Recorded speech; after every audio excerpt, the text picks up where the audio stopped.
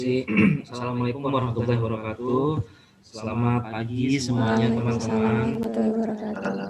Saya senang sekali bisa berbagi Selamat pagi, Pak. teman-teman hari ini. Tadi saya sedikit menyimak presentasi dari teman-teman yang katanya sudah diberi tugas ya untuk mengulik company profile dari Petrokimia Gresik. Jadi saya inginnya sih kita bisa membahas secara interaktif gitu ya, karena memang materi yang teman-teman tadi sampaikan pada saat presentasi itu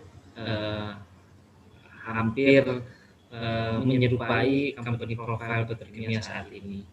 Tapi yang pasti nanti di tengah-tengah saya paparkan, kalau ada yang mau tanya langsung aja nggak apa-apa. Jadi kita memaksimalkan waktu yang sebentar ini ya, kurang lebih 1 jam.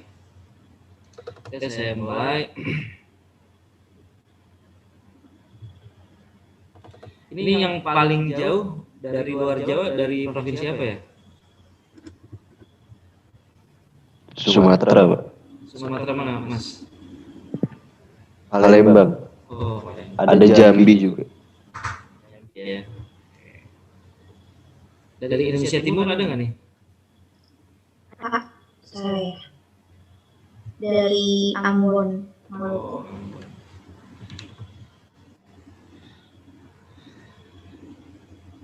Oke teman-teman, tadi juga saya sudah dengar gitu tentang struktur, tentang produk.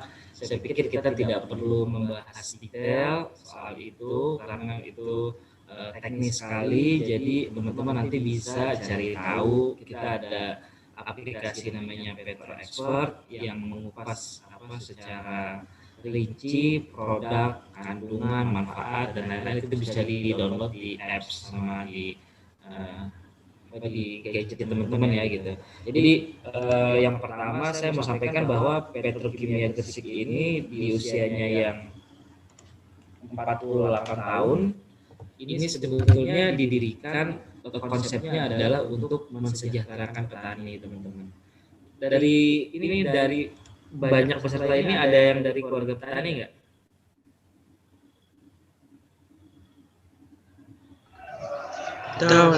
Ada ya? Ada, Pak.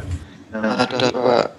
Jadi teman-teman memang konsep mensejahterakan petani itu bagaimana petani bisa mendapatkan pupuk dengan harga yang terjangkau. Jadi dampaknya adalah petani bisa menggunakan hasil panennya untuk keperluan lain untuk meningkatkan taraf hidup. Jadi sudah 48 tahun saat ini Petrokimia Gresik sudah ada di seluruh Indonesia, bahkan kita sudah ekspor ke berbagai negara. 2012 kemudian ada kebijakan dari pemerintah dibuat holding gitu, Pupuk Indonesia, kemudian di bawahnya ada 10 perusahaan, 5 diantaranya produsen pupuk.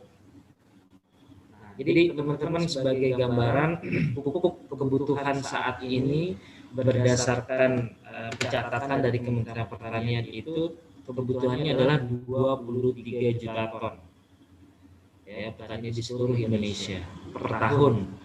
Kemudian kemampuan subsidi pemerintah itu hanya di angka 8,9 juta ton.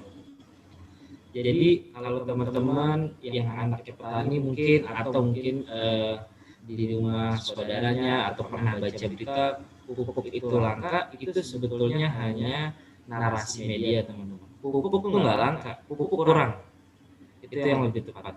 Kebutuhannya 23 juta, kemampuan subsidi dari pemerintah hanya 8,9. Nah, kenapa hanya 8,9?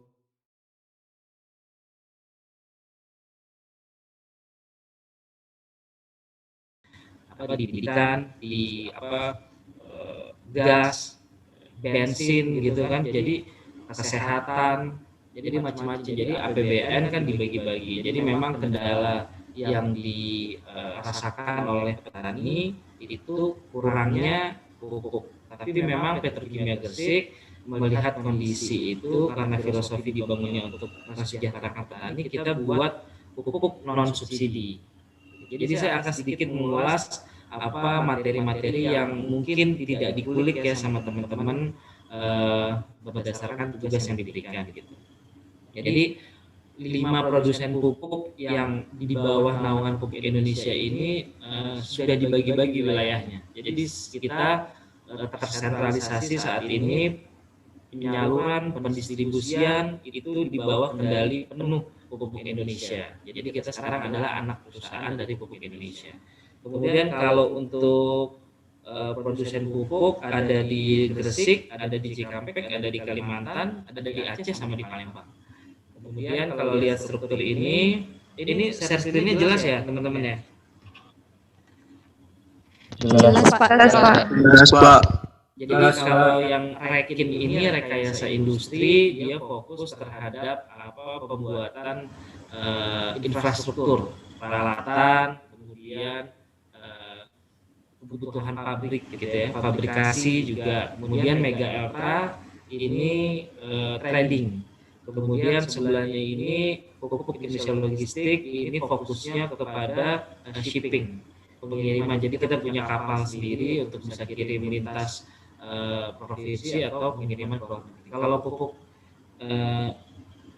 Indonesia Energi ini yang mensuplai dan melakukan perawatan ya untuk pembangkit di anak perusahaan Pupuk Indonesia. Jadi teman-teman bisa bayangkan Petrokimia Gresik ini punya kemampuan 114 megawatt. Jadi listrik yang digunakan sama Petrokimia Gresik ini tidak mengandalkan listrik dari PLN. Jadi kalau untuk membangkitkan satu pabrik saja begitu kurang lebih butuh 10 sampai 15 megawatt. Jadi kalau kita memanfaatkan kemampuan PLN setempat, kemungkinan akan ada pemadaman bergilir, jadi akan ada gejolak di Gresik. Tapi karena memang kita punya 3 pembangkit yang dikelola oleh Petrokimia Gresik dan dibantu oleh Pupuk Indonesia Energi, jadi lebih baik. Yang terakhir ini Pupuk Indonesia Pangan, ini dia menjual hasil produk pertanian. Jadi teman-teman bisa bayangin ya, dari pra tanam sampai dengan pasca tanam kita menjadi solusi bagi agroindustri.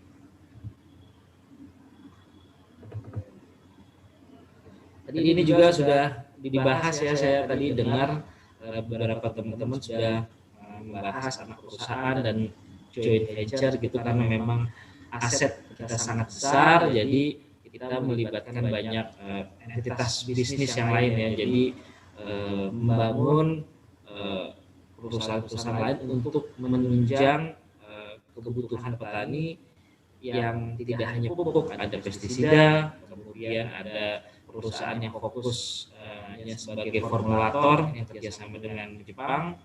Jadi kita bisa menerima dalam kuantum besar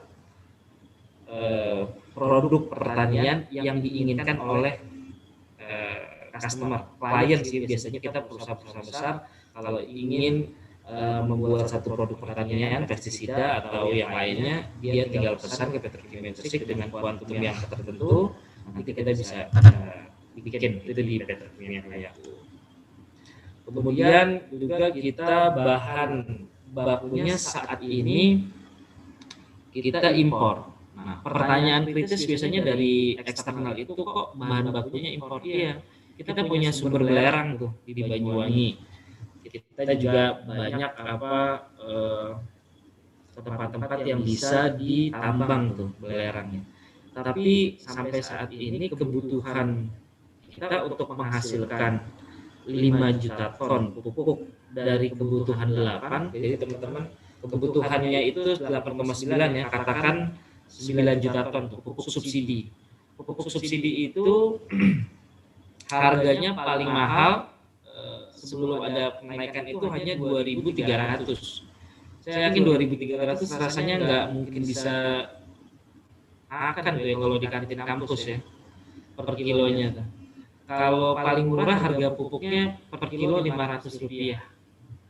Jadi memang karena kita ini konsepnya mensejahterakan petani dan kita nggak boleh menjual lebih dari harga tersebut. Bahkan pupuk subsidi itu kalau kecamatan A menjual pupuknya untuk kecamatan B itu sanksinya pidana.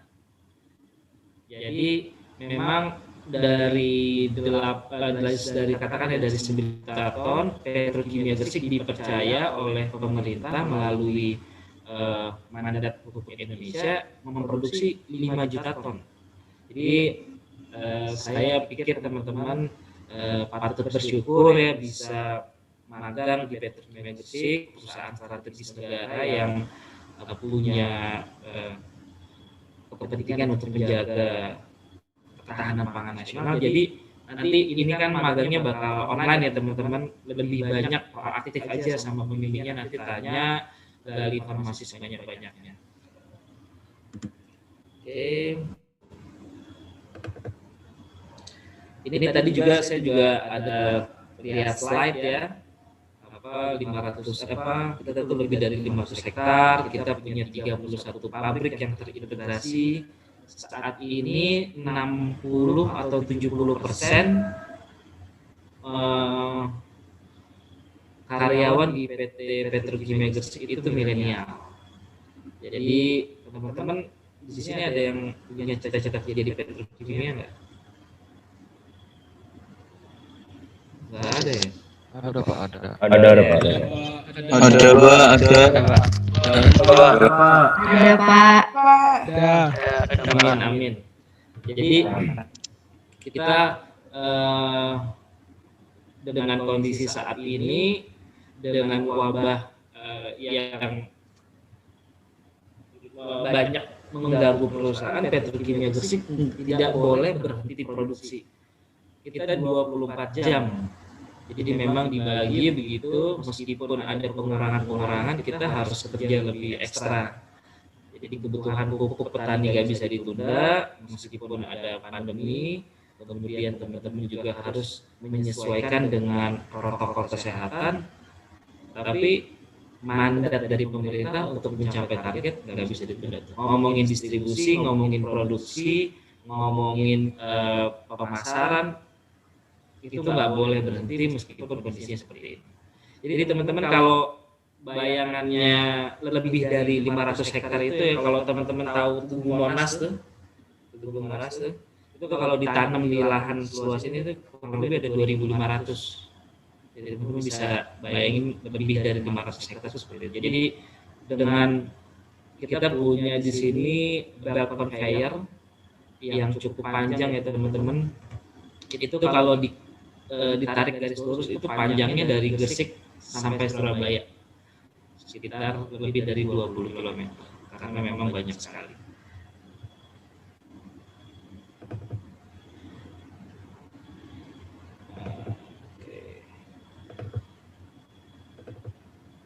Nah, ini yang paling penting nih teman-teman. Ini ada yang punya cita-cita jadi petani ya. Mungkin yang anak petani mau jadi petani. Nggak ada ya, jadi anak komplek ya semua.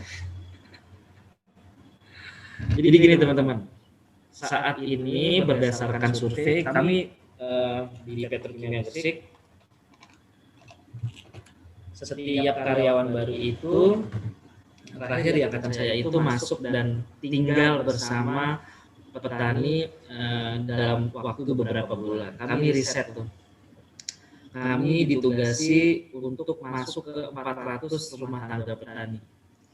Kondisi saat ini regenerasi petani menurun. Anak muda yang bahkan besar dan mendapat sokongan untuk mendapatkan pendidikan lebih tinggi dari orang tuanya yang berprofesi sebagai petani, kecenderungannya ya, tidak semua ya, kecenderungannya mereka tidak ingin kembali ke lahan.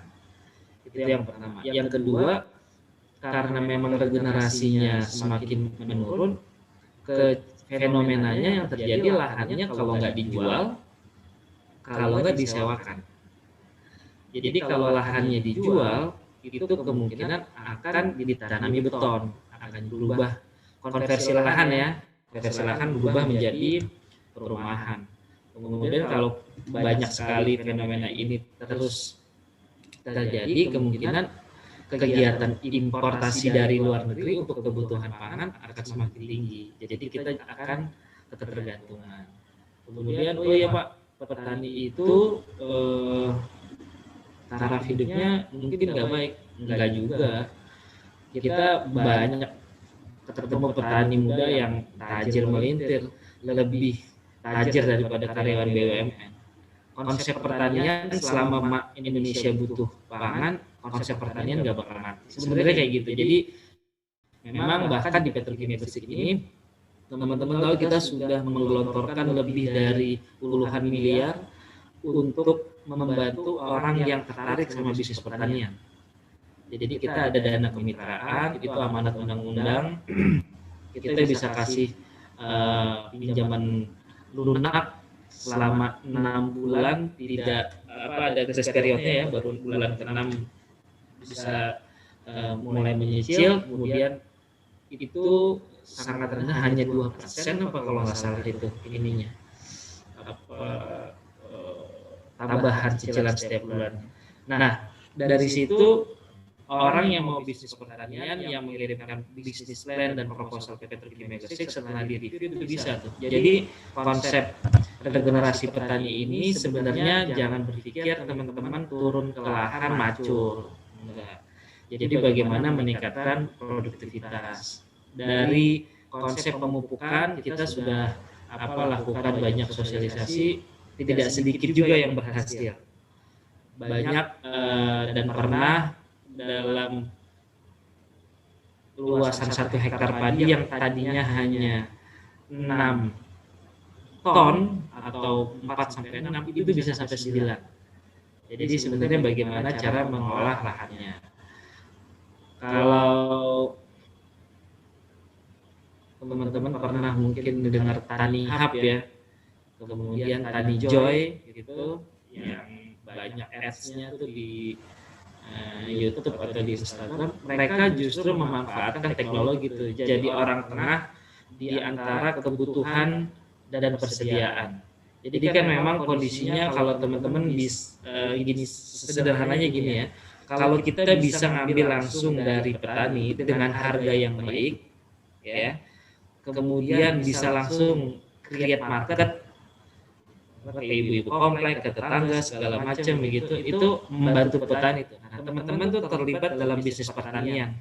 Kalau teman-teman terlibat sama bisnis pertanian, berarti teman-teman terlibat sama program ketahanan pangan. Kalau Soekarno dulu pernah bilang, siapa yang menguasai pangan dia akan menguasai dunia. Jadi sebenarnya ini fenomena yang terjadi di Indonesia, kecenderungan anak muda akan lebih suka main Mobile Legends ya ketimbang turun ke lahan gitu. Jadi memang ini nanti kita bisa diskusi teman-teman. Saya juga tidak akan memaparkan terlalu detail tentang company profile. Jadi Petrokimia Gresik ini didirikan basisnya adalah mensejahterakan petani. Kenapa Gresik dipilih? Gresik itu punya 3 aspek yang bisa memenuhi pabrik pupuk. Pertama, Gresik itu kotanya dekat dengan laut. Kalau secara historis kota ini kota perdagangan. Jauh sebelum Surabaya besar, Gresik adalah salah satu destinasi perdagangan lintas negara pada zaman dulu ya. Kemudian yang kedua, kita dekat dengan sumber air. Ada Bengawan Solo dan Sungai Berantas. Jadi ada pipa yang kita tarik dari Bengawan Solo dan Sungai Berantas, itu panjangnya mungkin 60 km. Kalau gas kita tarik dari Pulau Kangean dekat Madura. Kita tarik pipa bawah laut sekitar 300 km lebih. Kemudian yang terakhir, Gresik dekat dengan Surabaya. Jadi pada saat kita membutuhkan SDM di masa pendirian Petrokimia Gresik, kita banyak untuk ngambil engineer yang sekolah di Surabaya, ngambil juga masyarakat sekitar. Gitu teman-teman. Nah ini pemupukan berimbang nih yang tadi saya cerita bahwa sebenarnya pemupukan itu adalah ngomongin tradisi. Jadi petani biasanya berpikir akan lebih banyak pupuk akan lebih baik. Sebetulnya enggak. Kalau komposisinya pas ya kayak orang makan aja gitu. Kalau komposisinya pas pasti tidak kekenyangan atau tidak kurang. Jadi ini 500 pupuk organik, itu namanya peat organik. Ini untuk memperbaiki lahan ya teman-teman. Jadi kalau dia tanah, pupuk organik ini seperti mangkok dan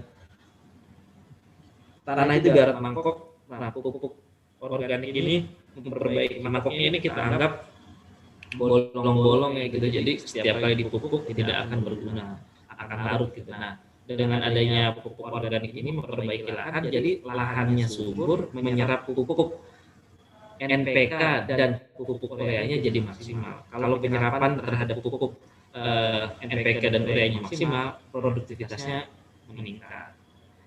Gitu. Ini yang tadi saya sampaikan. Ini data 2020. Saat ini subsidi 31 triliun ya. Kurang lebih 30 triliun begitu ya. Jadi trennya ini teman-teman bisa bayangkan ini menurun tren subsidinya nih. Dari 2018 tuh 9,5 juta ton. Dari kebutuhan 23 juta ton ya teman-teman ya. Kemudian turun lagi ke 2019 8,8. Di 2020 7,9. Jadi memang karena pemerintah juga berpikir subsidi bagi petani itu dan kebutuhan saat ini kesehatan, pangan, energi, pendidikan dan lainnya itu perlu diberikan secara proporsional. Nah, jadi teman-teman mungkin nanti kita bisa diskusi singkat gitu ya, apa sih yang bisa kita lakukan untuk membantu pemerintah menangani krisis regenerasi petani dan mendukung program ketahanan pangan nasional. Nah, ini adalah pupuk OCA ya, organik cair. Jadi pengaplikasiannya itu disemprot.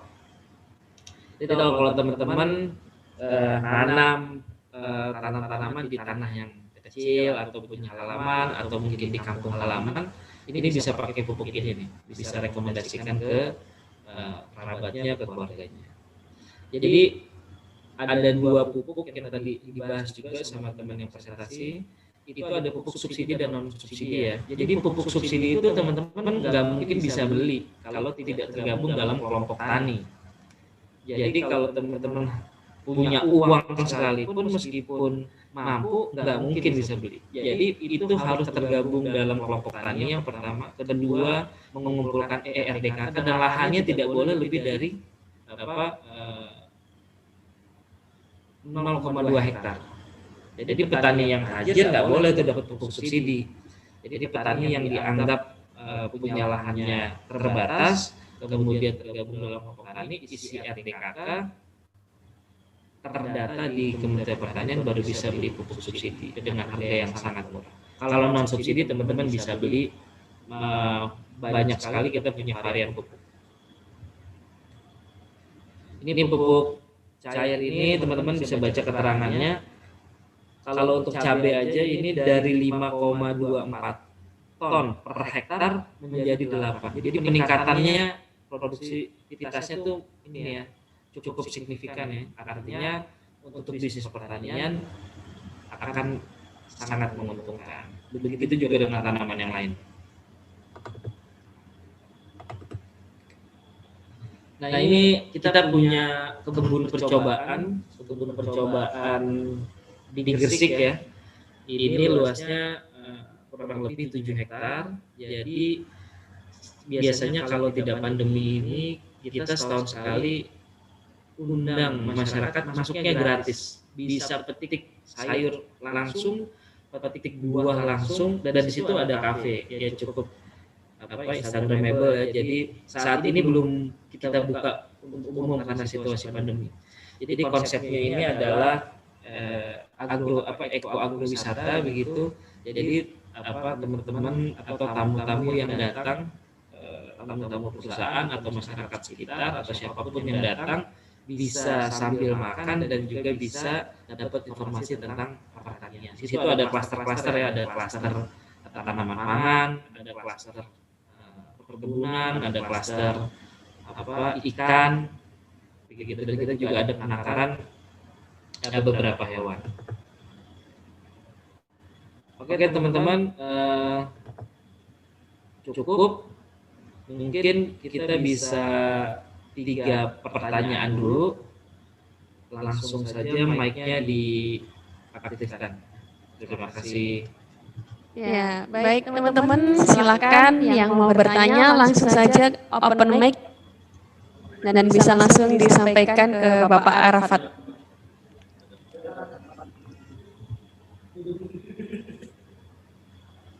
Teman-teman, ada yang ingin ditanyakan? Bertanya. Oh iya, silakan Mas Wahyu. Perkenalkan, nama saya Wahyu Pujianto, saya dari Polinema. Saya izin bertanya, nah ini berkaitan dengan kondisi petani saat ini. Kebetulan bapak saya sendiri adalah seorang mengeluh tentang kekurangan pupuk. Nah, dari Bapak Arfat sendiri tadi kan dibilang bahwa pupuknya itu kurang atau bagaimana?